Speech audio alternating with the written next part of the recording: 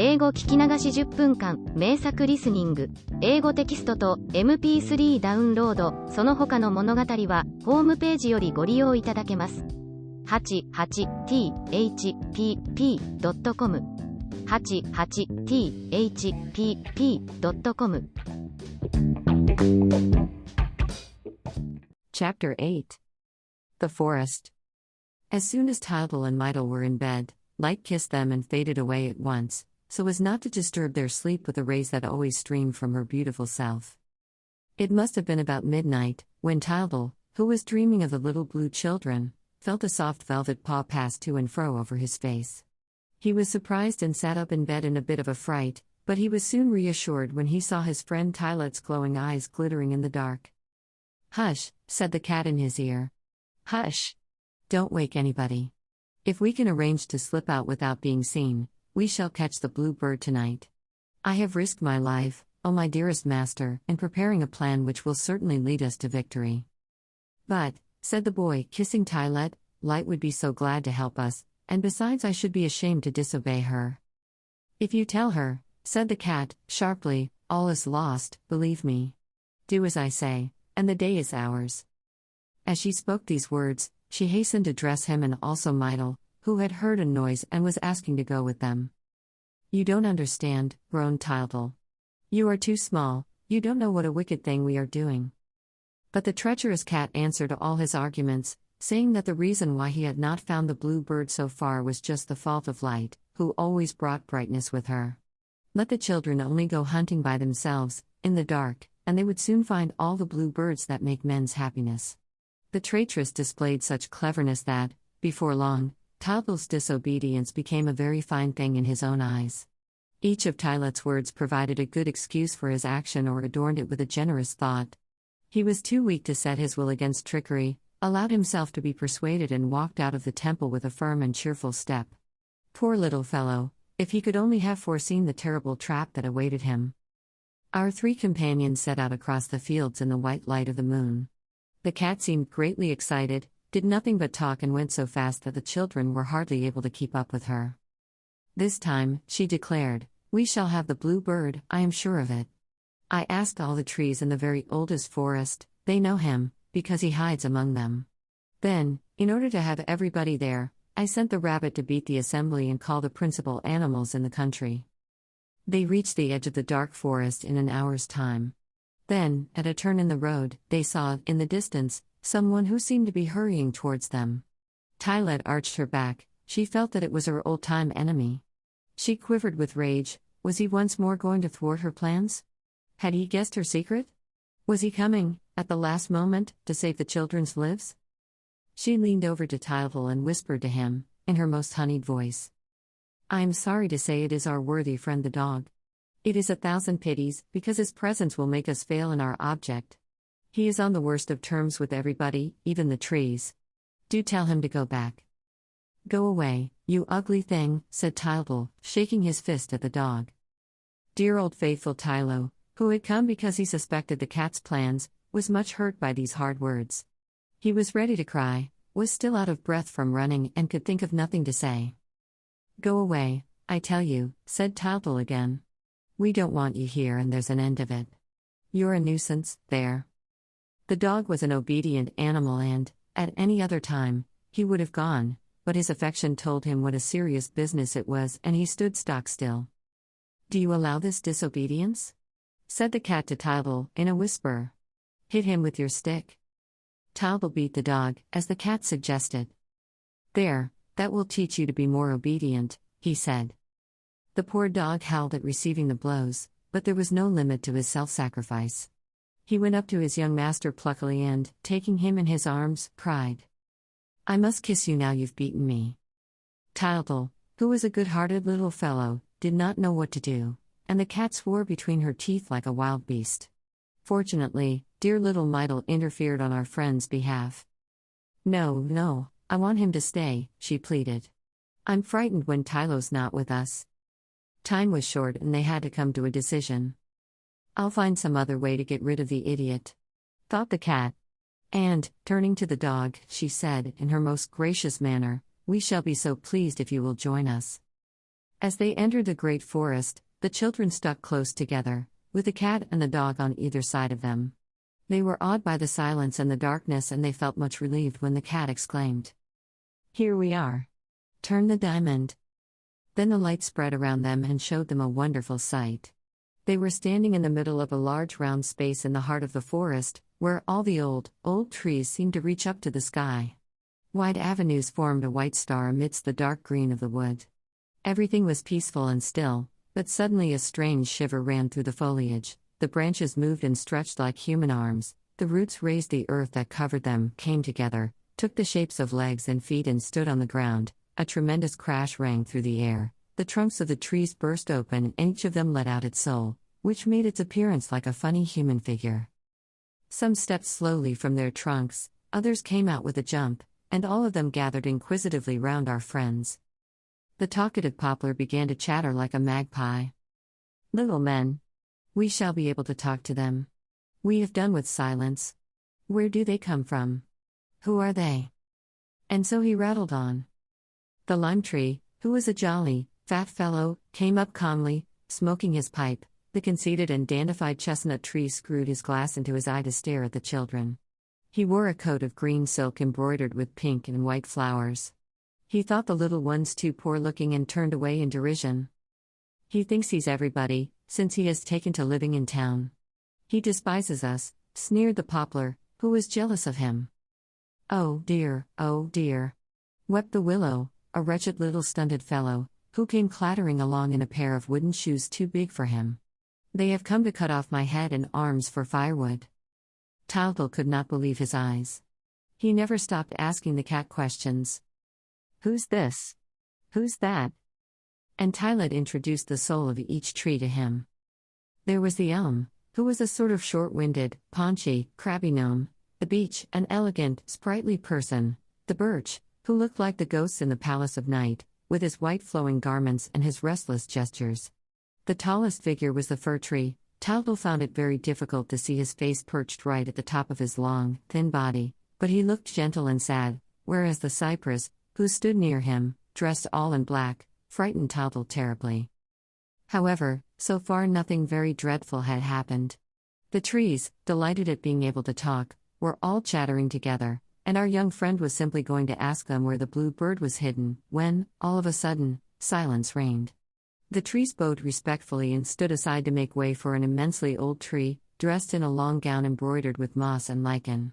He leaned with one hand on a stick and with the other on a young oak sapling who acted as his guide, for the old oak was blind. His long white beard streamed in the wind. "It's the king," said Tildal to himself, when he saw his mistletoe crown. "I will ask him the secret of the forest." And he was just going up to him, when he stopped, seized with surprise and joy. There sat the blue bird before him, perched on the old oak's shoulder.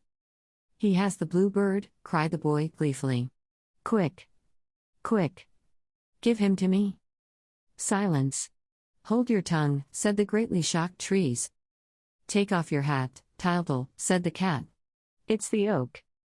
The poor child at once obeyed with a smile. He did not understand the danger that threatened him, and he did not hesitate to answer, "Yes, sir," when the oak asked him if he was still the woodcutter's son. Then the oak, trembling with rage, began to lay a terrible charge against Daddytal. "In my family alone," he said, "your father has put to death 600 of my sons, 475 uncles and aunts, 1,200 cousins of both sexes, 380 daughters-in-law, and 12,000 great-grandsons." No doubt his anger made him exaggerate a little, but Tildal listened without protest and said, very politely, "I beg your pardon, sir, for disturbing you.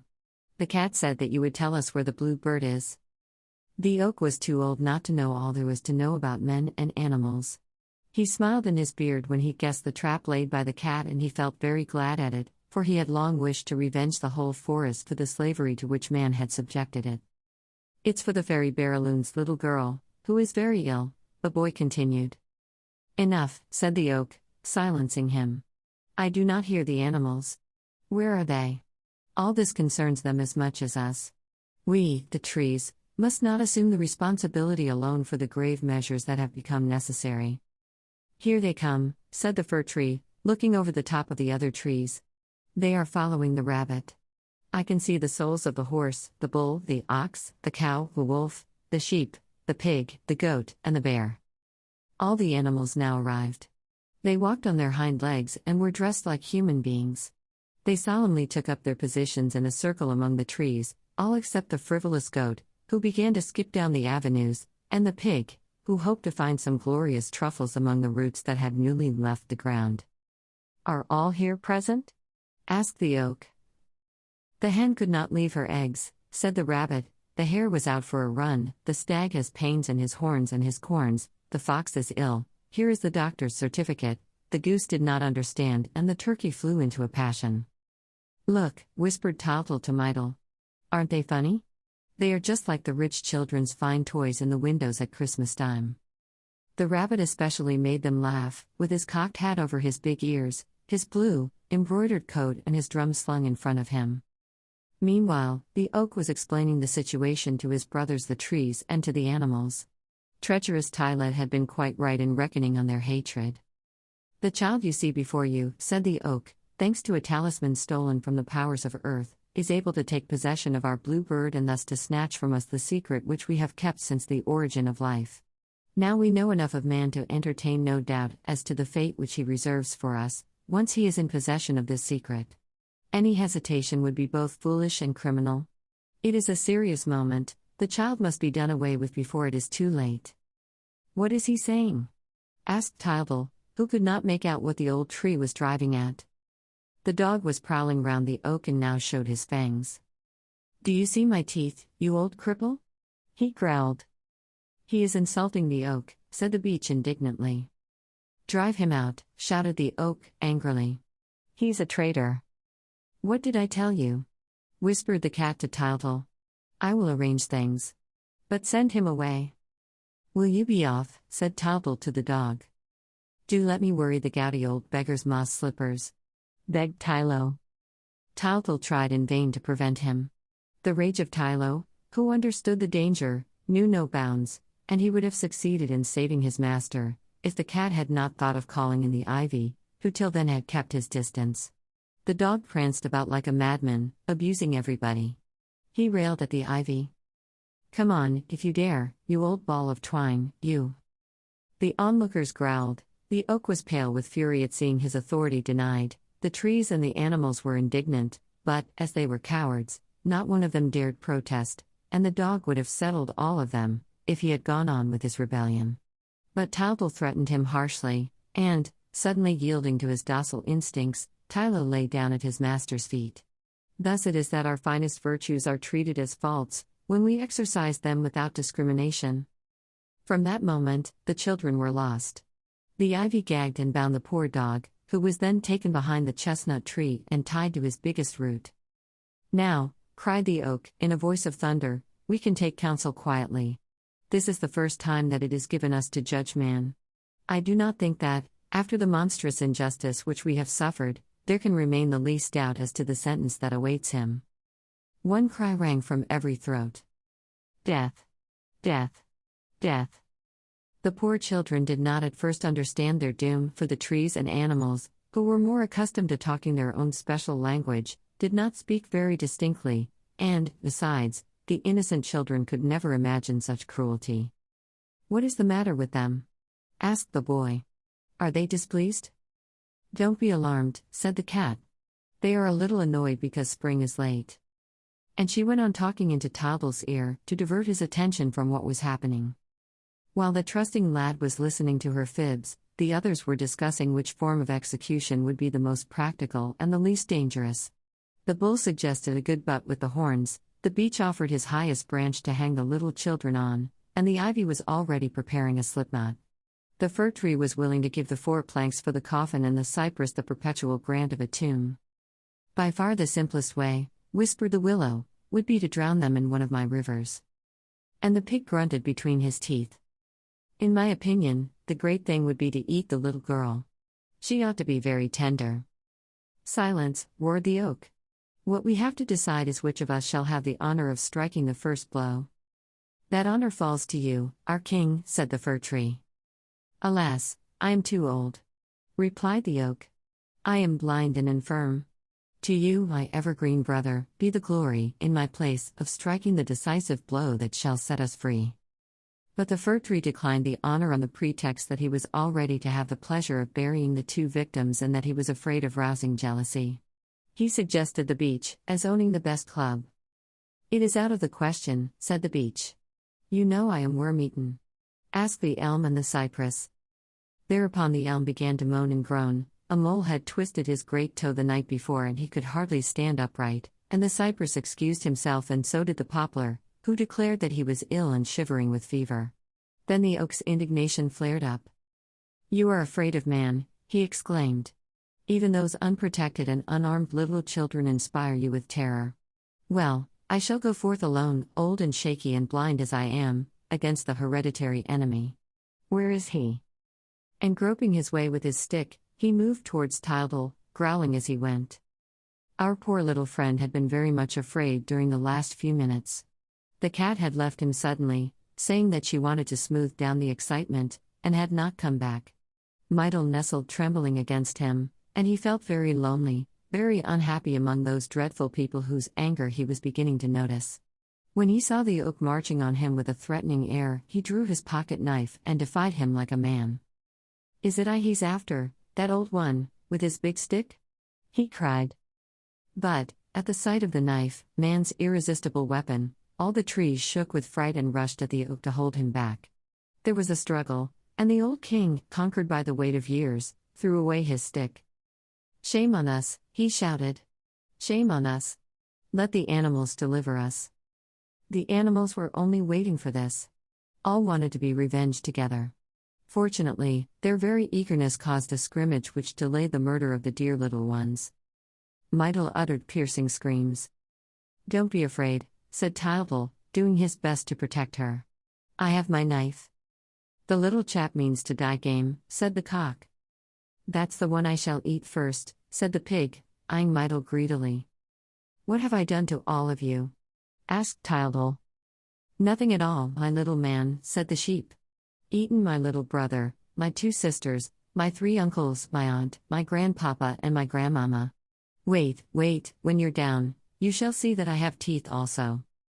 And so the sheep and the horse, who were the greatest cowards, waited for the little fellow to be knocked down before they dared take their share in the spoil. While they were talking, the wolf and the bear treacherously attacked Tildal from behind and pushed him over. It was an awful moment. All the animals, seeing him on the ground, tried to get at him. The boy raised himself to one knee and brandished his knife. Mydle uttered yells of distress, and, to crown all, it suddenly became dark. Tildal called wildly for assistance. Help! Help! Tylo! Tylo! To the rescue! Where is Tylet? Come! Come! The cat's voice was heard in the distance, where she was craftily keeping out of sight. I can't come. She whined. I'm wounded. All this time, plucky little Tildal was defending himself as best he could, but he was alone against all of them, felt that he was going to be killed and, in a faltering voice, cried once more. Help! Tylo! Tylo! I can't hold out. There are too many of them. The bear. The pig. The wolf. The fir tree. The beech. Tylo! Tylo! Tylo! Then the dog came leaping along, dragging his broken bonds and elbowing his way through the trees and animals and flung himself before his master, whom he defended furiously. Here, my little god. Don't be afraid. Have at them? I know how to use my teeth. All the trees and animals raised a loud outcry. Renegade. Idiot. Traitor. Felon.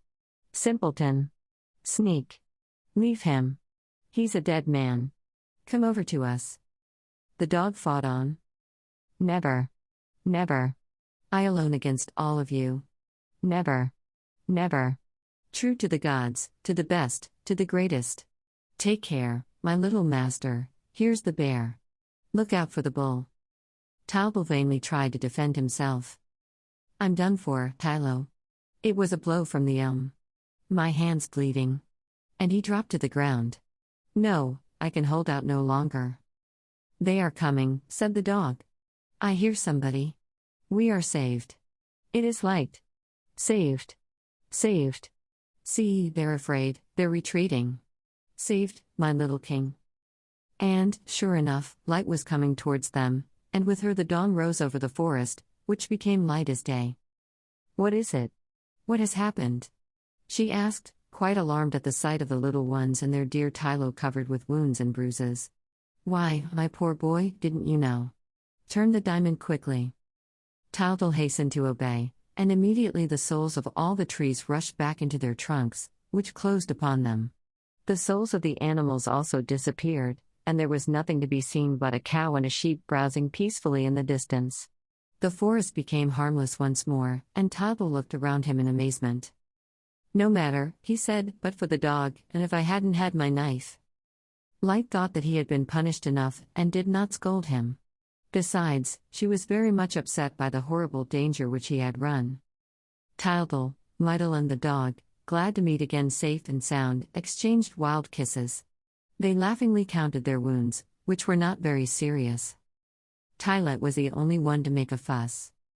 The dog's broken my paw. She mewed. Tylo felt as if he could have made a mouthful of her. Never mind, he said. It'll keep. Leave her alone, will you, you ugly beast? Said Mydal. Our friends went back to the Temple of Light to rest after their adventure. Tylo, repenting of his disobedience, dared not even mention the blue bird of which he had caught a glimpse, and Light said to the children, gently, let this teach you, dears, that man is all alone against all in this world. Never forget that. A regular waterfall of tears came gushing from her eyes, flooding all around her. Audiobook. Living in Kyoto by Hidemi Woods. Now on sale in online stores. 44 available distributors. Apple, Google Play, Amazon Audible, or else.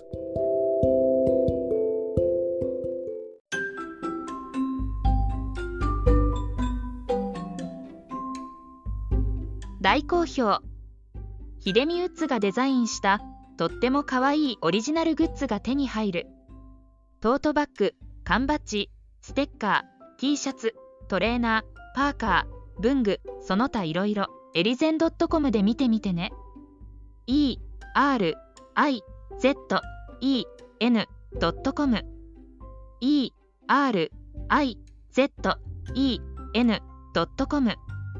エリゼン .com。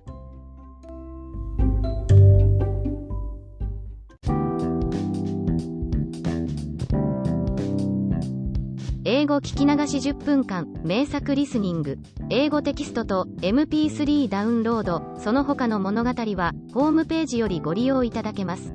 88thpp.com 88thpp.com